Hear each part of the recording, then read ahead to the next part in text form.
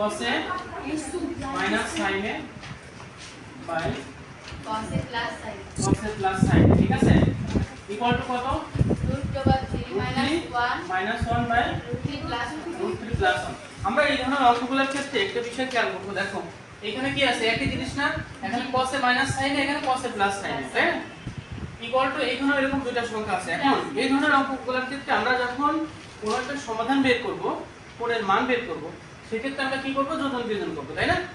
যোজন বিয়োজন কিভাবে করতে হয়, যোজন বিয়োজনের নিয়মটা হলো যে আমাদের যে ভগ্নাংশগুলো থাকে উপরের যে অংশটা, উপরের অংশটা উপরেও থাকে নিচেও থাকে, শুধুমাত্র নিচের অংশটা উপরে যোজন মানে প্লাস, আবার নিচে মাইনাস। অর্থাৎ আমরা যদি এই কাজটা করে থাকি এইভাবে, দেখো এখানে উপরে কি আছে, cos a minus sin a, তাই না, আমি নিচেও লিখবো কি, এটাও cos a minus sin a।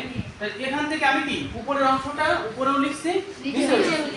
যোজন বিয়োজনের ক্ষেত্রে উপরের অংশটা কি থাকবে, উপরে নিচে একই থাকবে, শুধুমাত্র কি হবে, নিচের যে অংশটা আছে এই অংশটা উপরে প্লাস হবে, আবার নিচের অংশটা নিচে মাইনাস হবে।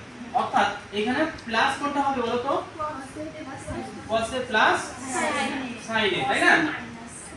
আচ্ছা, এরপরে এখানে কি হবে, নিচে মাইনাস হবে, এটাই মাইনাস হবে, তখন মাইনাস হলে কি হবে, চিহ্নের পরিবর্তন হবে, তাই না, সেখানে প্লাস আছে কি হবে, মাইনাস হয়ে যাবে, তাহলে মাইনাস cos a আর প্লাস এ মাইনাসে কি হবে, মাইনাস sin a, তাই না, ইকুয়াল টু এইখানেও আমরা কি কাজ করব, একই কাজ করব, অর্থাৎ উপরে কি আছে √3 - 1, নিচে √3 - 1। এখন নিচের যে অংশটা আছে উপরে কি হবে, প্লাস হবে, আবার নিচের অংশটাই নিচে মাইনাস হবে। তাহলে উপরে দেখো এখানে যদি প্লাস হয় তাহলে আমরা কি করতে পারি, √3 + 1, আর এখানে কি মাইনাস যেতে হবে, চিহ্নের পরিবর্তন হয়ে যাবে না, এখানে প্লাস আছে কি হয়ে যাবে, -√3, আর এখানে প্লাস আছে -1। তাহলে এখন যে বিষয়টা দেখো, এখানে একই জিনিস দেখো, প্লাস মাইনাসে কাটা যাবে না, দেখো এখানে sin এ কি হয়, sin এ sin কাটা যায়, এখানে cos cos কাটা যায়, এখানে দেখো প্লাস মাইনাসে 1 1 চলে যায়, তাই না, এখানে √3 কাটা যায় না, মানে একই জিনিস কি প্লাস মাইনাসে কাটা যায়। এখন বিষয়টা হলো কি, তোমরা যখন বুঝবা যে কাটাকাটি যখন বুঝে ফেলবা, তখন এটা না কাটলেও চলে, না কাটলেও তুমি যদি লেখো সেটা আরো ভালো, ঠিক আছে।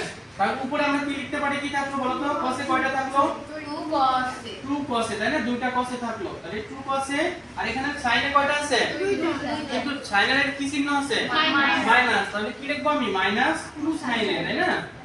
আচ্ছা, না এখানে তো গুণ করছি না বাবা, যোগ করছি, তাহলে যোগ করলে কি হয়, চিহ্নগুলো একই থাকে, তাই না।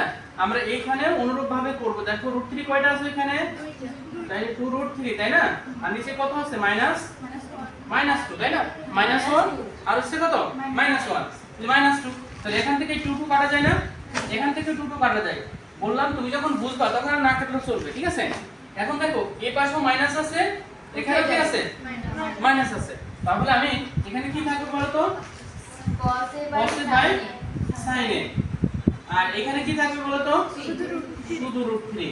তাহলে এখন আমি এটা লিখতে পারি কি, cot a, তাই না, cos a by sin a মানে কি, cot a, তাহলে cos a by sin a হচ্ছে cot a, তাহলে cot a ইকুয়াল টু কত, √3, তাই না। এখন cot কত ডিগ্রি মান, √3, তার মানে আমরা কি করব, sin এর বিপরীত, তাই না, sin কত ডিগ্রি মান, 1/√3, কত ডিগ্রি মান, sin কত ডিগ্রি মান, 1/√3।